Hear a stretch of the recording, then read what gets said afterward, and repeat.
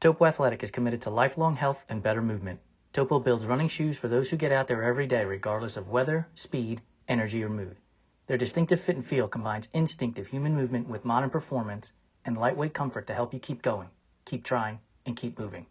Discover the Topo difference and step into a run experience unlike any other. What's up, Run Tribe Bike family? This is co-owner Ohm. We are on our 79th edition of the Fireside Chat. Really crazy to say. We've been doing this for this long. Like, it is surreal. I am going to go ahead and invite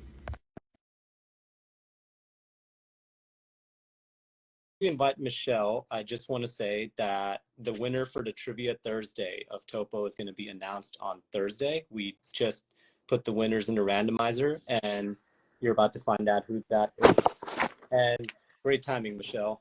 Thanks for joining me. Hi, thank you.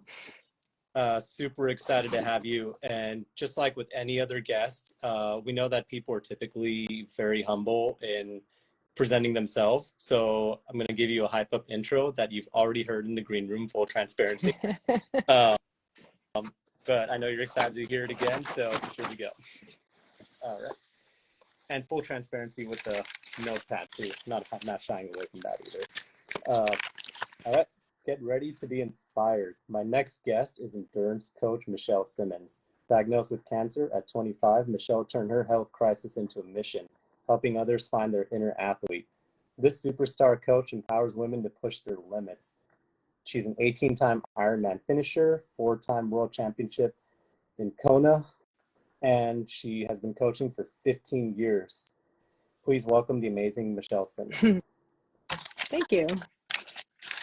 Did my best. How'd I do? Oh, that was good. Yeah, you nailed it. Appreciate that. So Michelle, people have been waiting for this one ever since I put that post out on Monday, and you've been hyping it up yourself, that you're going to settle this ongoing battle between me and Jason about pineapple on pizza. So I'm going to ask you now, Michelle Simmons, pineapple on pizza, yay or nay? Yay. Yes. I knew it. And here's the thing, what we need to know is that I live here in Hawaii, which is, the Hawaiian pizza. This is where we put it's like pineapple and ham or pineapple and bacon. It's excellent on pizza. And it is my number one choice. What do you have to say to the people who just like dispelled, they're just like, pineapple does not belong on pizza? Like, what do you have to say to those people as somebody who's a firm believer in it? Open your mind.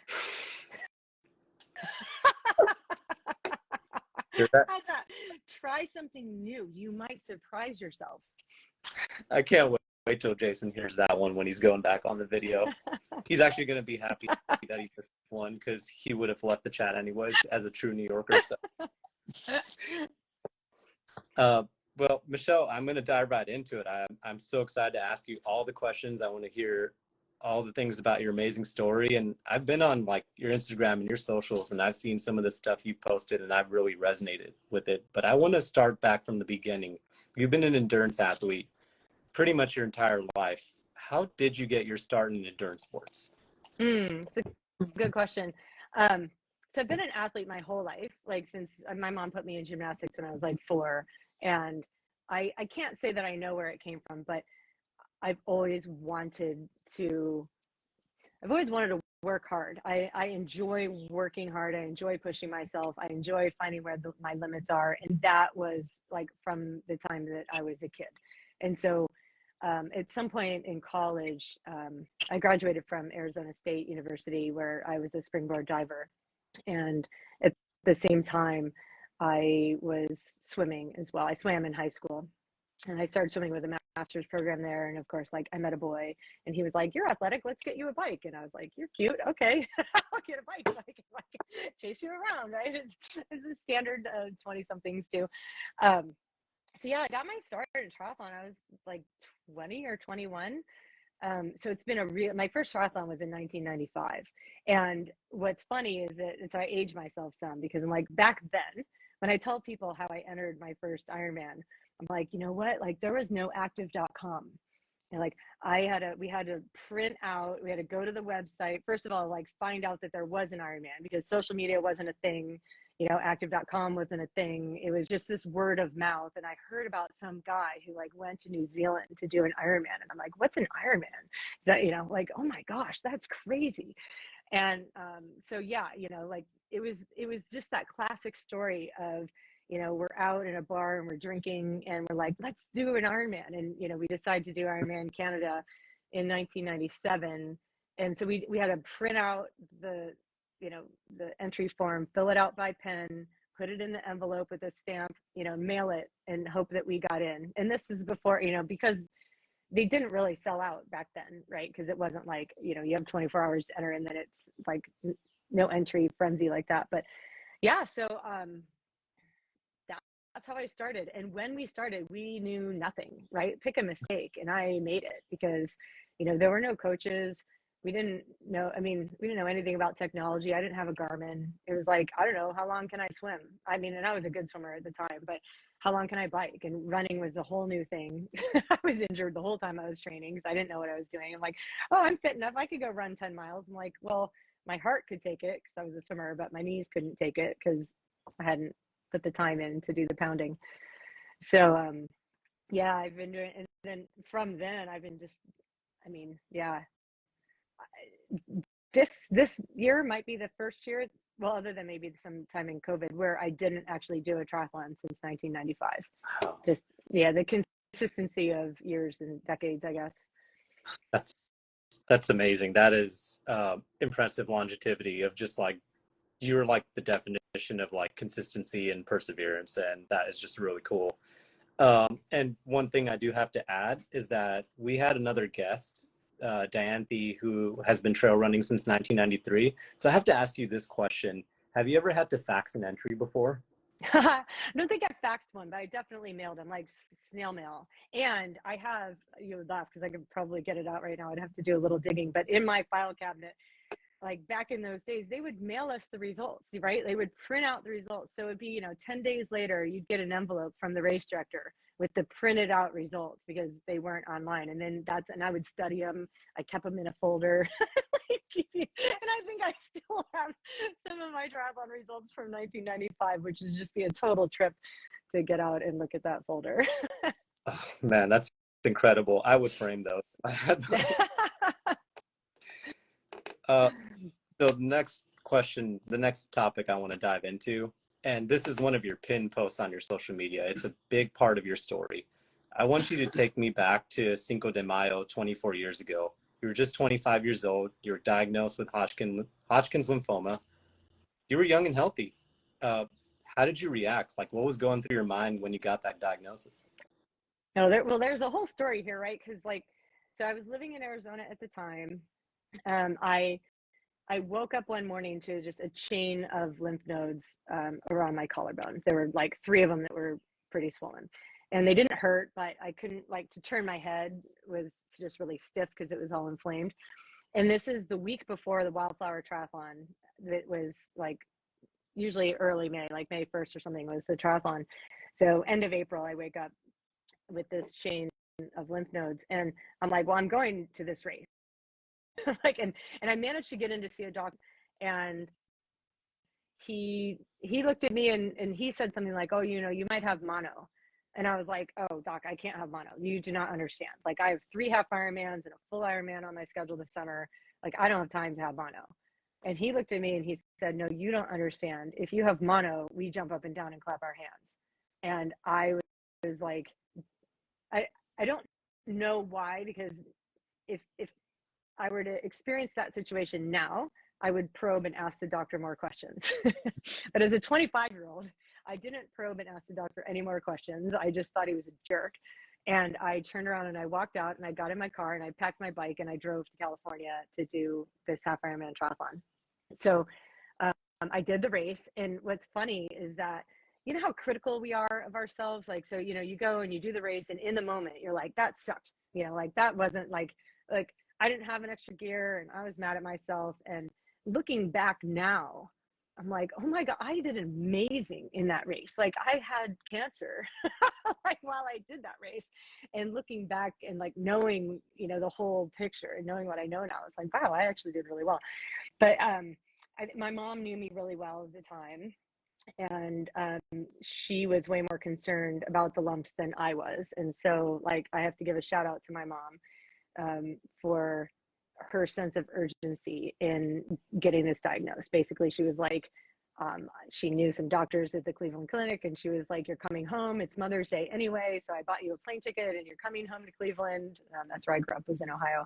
And she said, we have some appointments set up and we'll just figure this out, you know, and just think of it as a Mother's Day gift for me that you're coming home, you know, this weekend. Cause I was mad. I'm like, I have work. I have like, what do you mean? Like, I can't just get on a plane and go home, you know? But had it not been for that, I'm sure I would have ignored it for as long as I could have, right? And just let it continue to spread. So a couple of days later on Cinco de Mayo, the doctor diagnosed me with Hodgkin's lymphoma. And I was like, what's Hodgkin's lymphoma? And he said, it's a cancer of your lymphatic system. And I was like, okay, I didn't know I had a lymphatic system, doc. You know, like, what does this mean? And and it was interesting because that year so the first thing I did was go for a run, you know, so everybody is like, you know, in shock that like, you know, this healthy 25-year-old has cancer. And I'm like, yeah, I got my running shoes and I'm just going to go figure this out, you know, while I'm running. And I think I was very naive, and I decided like I won't be your typical cancer patient, right? Like I'm superhuman, and spoiler alert, like I'm not superhuman. Like those cancer treatments are legit. Like they took me down, but only for 6 months or a year or so. I went through all those treatments. I went through like 4 months of chemotherapy, a month or so of radiation. It wasn't pretty, but I got through it, and then just gradually started my return to health. And then, and interestingly, sort of tried to forget about it because I didn't want that to be, for probably 20 years, I didn't really talk about it very much because I don't know why, but like, I didn't want that to be my story. And it was only really like when I heard somebody else was diagnosed with cancer that I could say to, like, I could look them right in the eye and go, I know, like, I understand what you've gone through.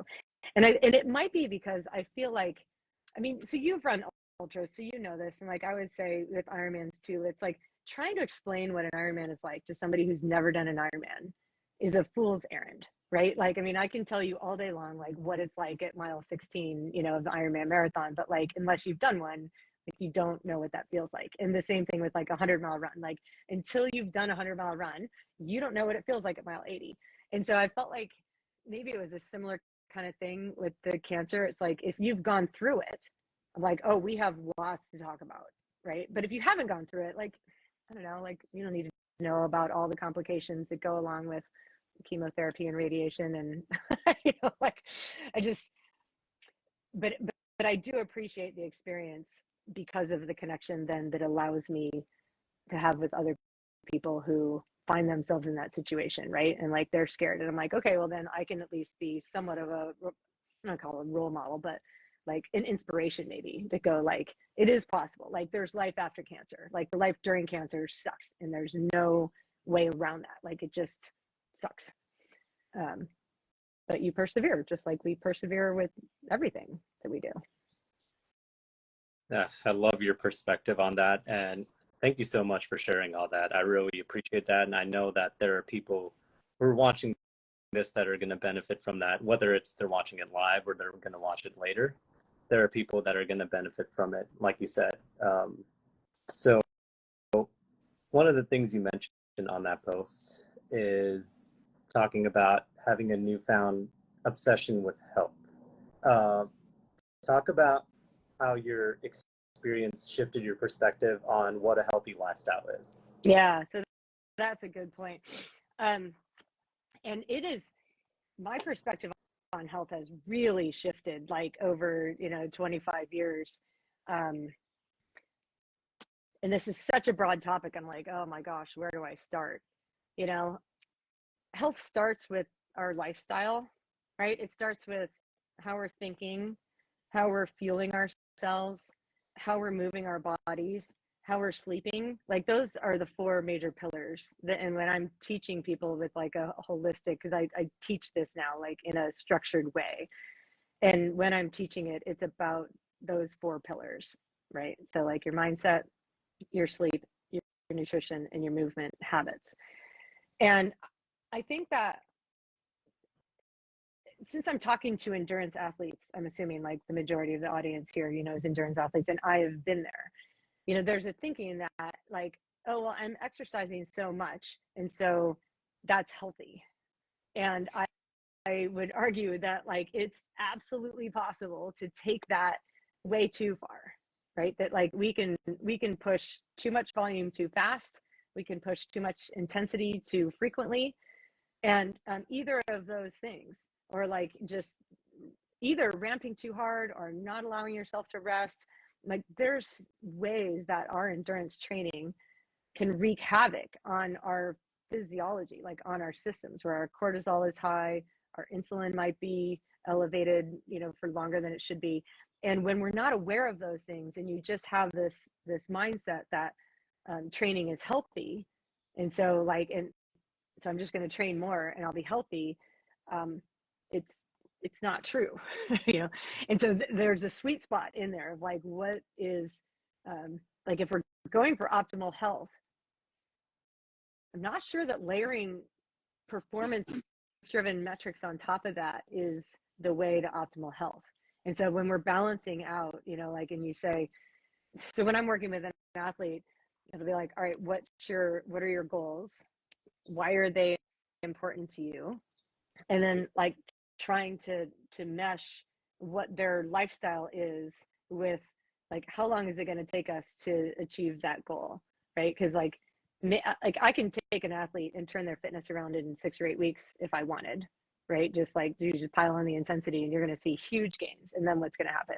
You're going to plateau out, and your sleep is going to be crap, and you know you're going to be probably eating just all sorts of crappy food because you're starving all the time, and you know your blood sugar's then on this roller coaster, you know. So it's like I'm taking all those things into consideration when training myself and when training athletes, now that I have this understanding of like what we're doing to our bodies when we're training, and that more isn't necessarily better all the time, and it depends, right? So it's like it's all those things where I'm feeling like, okay, how do we have our good performance? It's like health has to be at the base of it. If you've overtrained yourself to the point where you're not responding to training anymore, then like you have to back off. And that's the part that's hard, and mentally that's hard for athletes too, because I mean, and I can speak with authority on this because I've been that athlete that was completely addicted to the hard training, right? And like, how do I feel good? Well, I feel good when I go out and blast myself on a bike ride, or I blast myself on a run. And now that I look back and go, okay, what was I actually doing when I was doing that? Like, well, I was numbing myself from having to think about whatever the thing was I didn't want to think about. Because if I just go run 18 miles and do it like pretty hard, I'll come home and be so tired that all I want to do is put my feet up and not worry about that other thing. And meanwhile, I'm setting off this cascade of hormonal events in my body that is not serving me tomorrow. So now I'm way more careful with intensity and volume than I used to be with myself and with athletes, and we're finding a lot of success, and it's really cool. So you're like, oh wait, so like if I'm happy and I'm healthy because I'm not overtrained and in the gutter all the time, and I'm eating well and I'm sleeping well, and I am involved in my community, and I train appropriately, which is a lot easier most of the time, and then sometimes go out and push it like on purpose. So when I'm out pushing, I'm doing that on purpose. And if I'm not pushing on purpose, maybe twice a week I do that. The other times I'm just out moving my body in an easy way, lowering stress hormones, not raising them. And so just being aware of, you know, what are we actually doing with our bodies when we're training? I feel like that's something that a lot of people don't really know or understand to the extent that, or at least the addicted long distance endurance athlete, that's who I'm talking to right there. And you would be talking to me even just like a year and a half ago. So yeah. I mean, intention is everything with when you're doing these things. And I do think that like more is not necessarily better. So thank you so much for sharing that. We have a lot of beginner athletes in our audience, and I think that a lot of people go in not knowing that, and that is something that needs to be shared like gospel all the time. Yeah, yeah. And faster is not better. And so you're thinking about like, what am I actually trying to train with this easy run? Right. And so like if you're staring at pace on your easy run, you're doing it wrong. Because like we're not, I mean, I almost would go as far as say like you're not even training running on your easy runs. Like you're just training your system, you know, like you're training your system to be durable, you're training your system to be metabolically flexible, you're training your mind to just keep going, you know, and just relax. Like it's not about pace on the easy runs, but then like, but it is important. So it's kind of like, then don't misinterpret that and think that all I'm ever going to do is go out and go as easy as I can. Like, well, if you want to get faster, sometimes then you work hard. And it's so true that the number one mistake, that it's a mistake that I made for a decade at least. And it wasn't my coach's fault necessarily at the time, right? But the coach would say, go easy. And I would go out and I would run a pace that in my brain, I calculated as easy because it wasn't my fastest pace. And, you know, if you look at heart rate, you're like, well, my heart rate was 160. Like that doesn't count then as an easy run. You know, when your heart rate's 160, it doesn't go in that category. But, you know, if the pace is slow enough, then I called it easy, you know, and then you're wondering like, why am I not improving? Yeah. One of my favorite sayings that I've seen is that zones are an effort, they're not a pace. Yeah, fully. And actually I would even go beyond effort, like to distinguish the effort in your brain, because this is a big issue, right? Like, and there's somebody said it, like another coach that I was talking to, and it was a really good way to put it, and it was like, your easy meter is broken, right? So like, because we have our meter where we're like, this is what I call easy. And so what my brain calls easy, and then it's like, is my body calling that easy? Or is it just my brain calling it easy? And like, so that's why, you know, if you're going to measure something, you're going to measure your heart rate, or at least your breathing. Like, so if you don't like gadgets, fine. Like I train a lot on feel now. I will say that I used all the data to help me hone in my feel, right? So like put the heart rate monitor on and go like, oh, it has to stay under this heart rate, and that's easy for my body. And then like once my brain and my body were on the same page about what is easy, and then also like what is hard, right? And like the better you get at the easy stuff, like spoiler alert, the better you get at the hard stuff, and you'll recover from it faster. Like you'll nail it better, you recover from it faster, everything is better when you get really good at the easy stuff. So that took me a long time to learn. And the hard stuff is really hard, and you don't look forward to it if you take all your easy workouts and make them moderate, right? Then Yeah. and you're just like too hard, or you're too tired to then go hard on the day. And like, I didn't feel like doing it, I didn't want to. And like, I guess what, if you go easy enough, often enough, by the time your hard key day comes around, you're like chomping at the bit, like I can't wait to go hit that, right? Because I've been bored out of my mind, like doing all this easy stuff. And like today, no leash, I get to go play. And then you're like looking forward to it. If you have a mindset like that, your training is adequately polarized. Like if you get to your hard day and you're like dragging ass and you're like, oh my God, like I don't know how I'm going to do these, how am I going to get through these intervals? Then like there's something off, right? And it's either that your easy training is too strong, or the other aspects of health that we were talking about. How have you been feeling yourself? How have you been sleeping?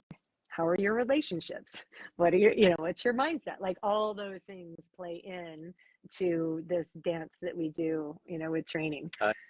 So it's been a process learning all of that.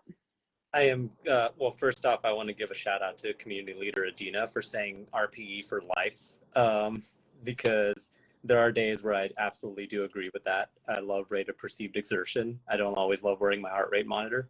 I'm glad you brought up mindset, and you talked about it as one of the pillars of health. And this is something we talked about in the green room. Talk about how your relationship with mindset has changed, especially in the last 2-3 years, and how you view it now versus how you used to view it then. Yeah. So it's interesting because I used to be like, just super hardcore, and like it's all about training, and it doesn't matter what your mindset is, and you can't imagine your way to a Boston qualifying marathon time, and you can't just positive think your way into hitting the pace on those run intervals. Like, you have to actually go out and do it. And I was steadfast in my thinking on those lines. So I think what was happening is I was just misinterpreting, like, what can a positive mindset do for you, right? So like, a positive mindset doesn't make me go out and run a magical PR 5K, right? Like, I'm not going to just magically pull that out of my ass if I haven't trained for it, and that part remains true. What does change with the mindset is it affects, like, what we're telling ourselves. It affects the way that we feel, and the way that we feel affects the way that we act, right? So if the actions are important in training, I need to train properly so that I can get to the race in a way that I'm physically ready to do it. And so if I wake up in the morning and the first thing I tell myself is like, oh, I have to do that thing, and I have to deal with that guy at work, and just all the negativity, right? And like, are you even interested in getting out of bed when your first thoughts are about like all this negative stuff that I have to deal with? Like, the answer is no. And you might get stuck in that mindset I was in, where it's like, I'm just gonna go run off this stress and deal with it that way, right? And screw the easy stuff. I'm just gonna run hard, run away from my problems. Versus this mindset of, if to like adopt this mindset of positivity, when you wake up in the morning, you think, what opportunities can I create today? What can I practice getting better at today?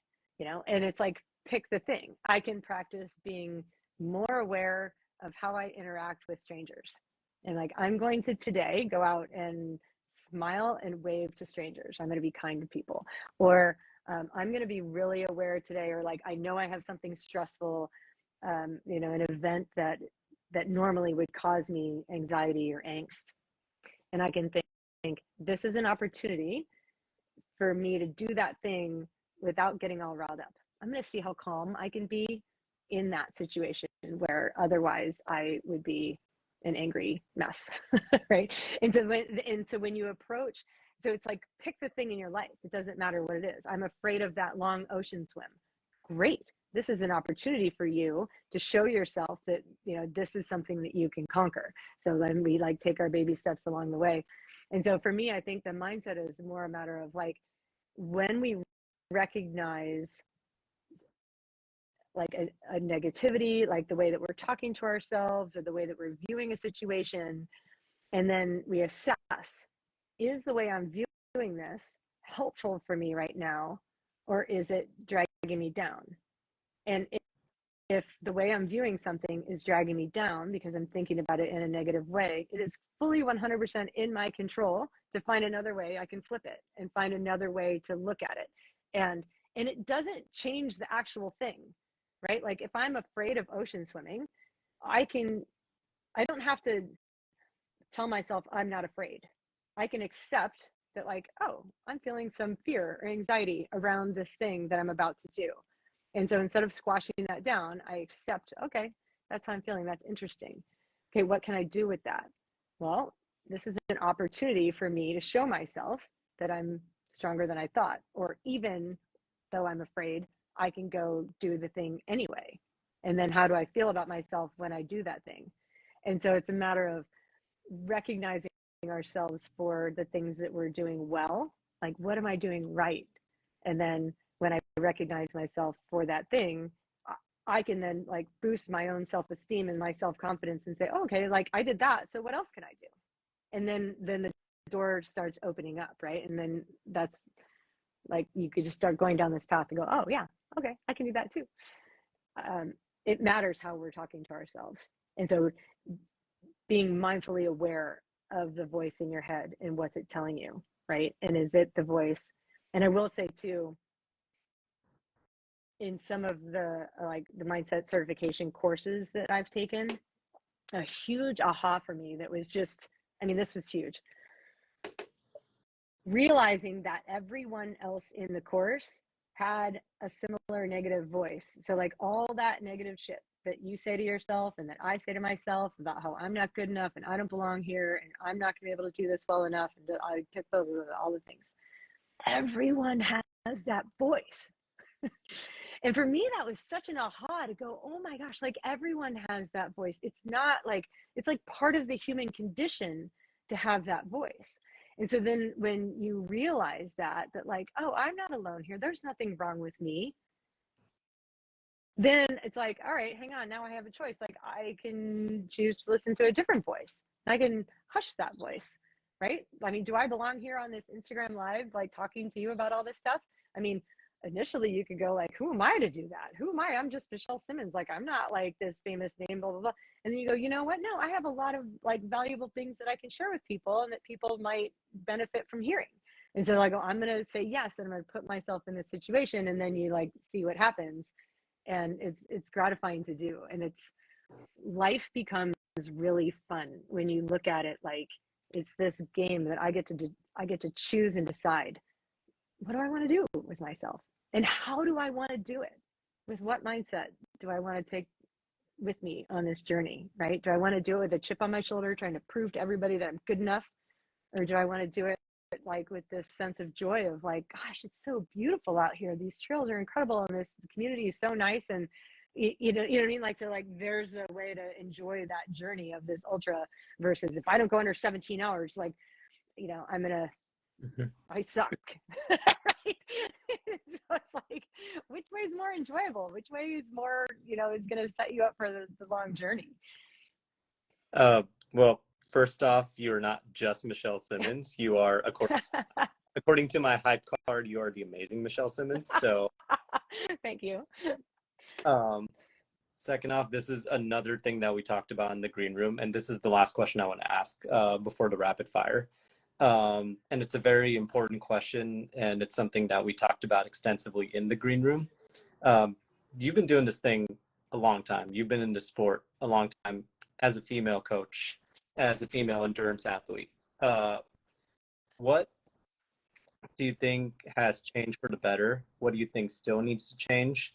And what advice do you have for aspiring female athletes?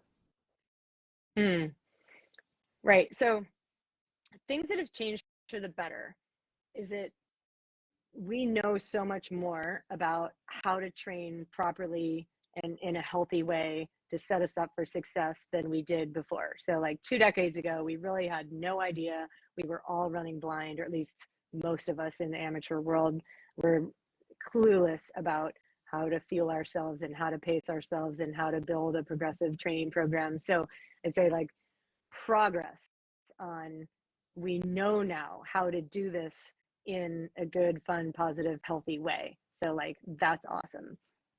I think a potential negative comes along with, so back in, I will call them like the olden days, like when triathlon was new, you know, results were not up live on the internet as you were doing the thing, right? Like you could just go out and race and just do the best you could, and you didn't have to worry about what does everyone think about what I'm doing right now, like, right? And like, so that voice in our head is, am I good enough? You know, is she judging me because I didn't go as fast as I wanted to, or like that girl beat me, or like just the negativity that can happen when we get too overly competitive with ourselves. When we race with a chip on our shoulder, I think that all that needs to go away. And really, and I used to think that, you know, if I wasn't hard on myself, how was I going to get results, right? And like, that's a way to look at it. Like, I can't just go easy on myself. So like, so don't misunderstand what I'm saying, because I'm not saying like, oh, just go easy on yourself and don't worry about it. It's not that. There's a sweet spot in there that's like, I can give my best and be kind to myself, right? I can train as hard as I can, and I'm a good person if I don't race as fast as I ever did before, right? Like that, like my race results are not, they don't reflect who I am as a person. And so like there are still some people I think who would benefit from following that path, right? And that's where the mindset stuff comes in, where you say like, why are you doing this? And if you're doing it because like I love to be part of my community and this is so much fun and I enjoy pushing myself and I just want to see how fast I can go, great, right? If it's like I have to beat this time that I did, 10 years ago or else blah blah blah, and you're like, well, like ultimately that's probably not the path that's going to put you it won't even result in the best results. Like watch some of the best professionals in the world and they're out there, they love what they're doing and they can do two things at once. They can focus and love it.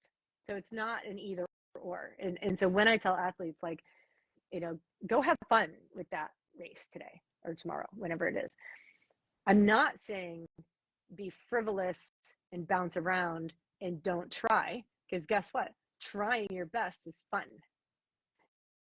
So it's like that's the avenue that I think that the path to longevity. If you want to do this for a long time, bring on that mindset. You'll still reach PRs. I love You'll that. Just do it in a way that you're really enjoying it. I love that so much, and thank you so much for sharing that, because again, it's something that beginner athletes definitely need to know, and I think even some of us who've been doing this for a longer time need to know as well, and sometimes need to get to the point where they have to reassess and realize that these are things that matter. Well, before we jump into the rapid fire, I wanted to open up the floor to you to kind of just like let everybody know where they can follow your journey. I post most often right here on Instagram. So it's the mama_Simmons_ here on Instagram. Occasionally I post stuff on Facebook or Twitter, but like, I don't know, mostly it's here. And then I also, the team of triathletes that I coach is called Team BSC, and it's at Team BSC Tri on Instagram. And so on that page, I post more of like the stuff that my athletes are doing, right? Like their successes and their things go up on the Team BSC page. And then my personal stuff is more on Mama Simmons. Awesome. Thank you so much for sharing that. Are you ready for the rapid fire, Michelle? Sure. Hit me. Oh, man, I don't even know if I'm ready for rapid fire. All right. Donut truck or ice cream truck? Ice cream.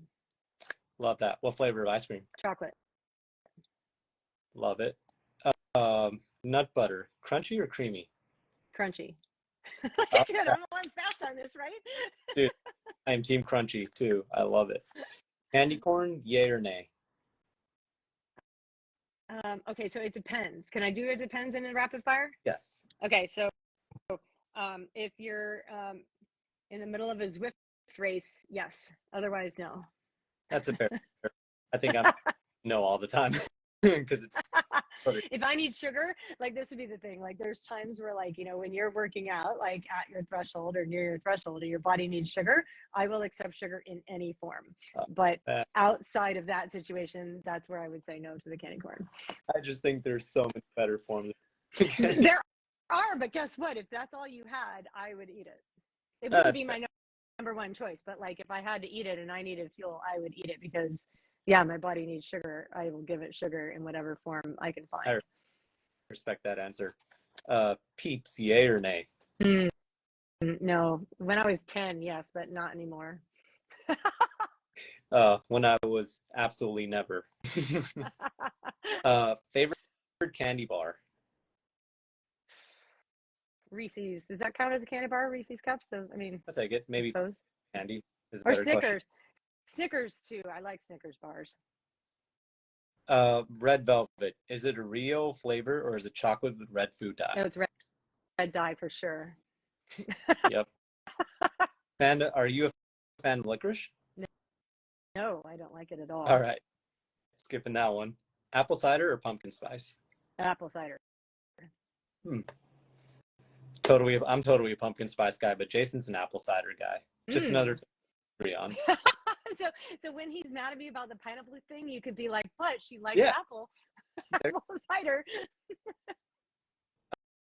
Now a couple more questions, not food related, more training related. When you're training, music, podcast, or nothing at all? Podcast when I'm going easy, and music when I'm going hard. Love that. Your most recent favorite mantra? I am my opportunity. Oh, I love it. Now, these are great answers. Michelle, thank you so much for joining me on this fireside chat.